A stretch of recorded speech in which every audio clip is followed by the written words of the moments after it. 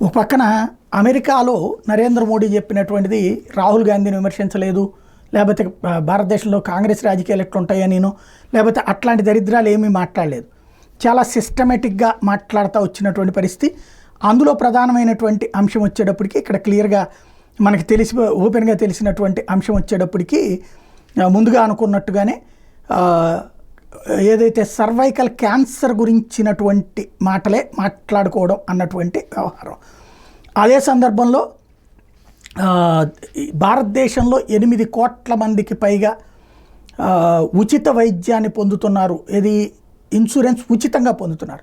America లాంటి చోట్లను ఉచితం ఉండదు. ఇన్సూరెన్స్ లేకపోతే అక్కడ బతకలేరు అసలు. ప్రతిదానికి కంపల్సరీ ఇన్సూరెన్స్.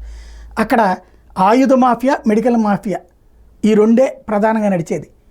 అదే మందులు కూడా భారీగా దారుణంగానే ఉంటాయి. అదే ఇండియాలోకి వచ్చేటప్పటికి అదే మందులు జనరిక్ మెడిసిన్స్ ఇస్తున్నాము అన్నటువంటి నరేంద్ర మోడీ ఓ రకంగా చెప్పాలంటే ఎవరి దగ్గర ఏది మాట్లాడాలో అదే మాట్లాడతాడు, దేశం రూట్లోనే మాట్లాడతాడని మరోసారి ప్రూవ్ అయింది.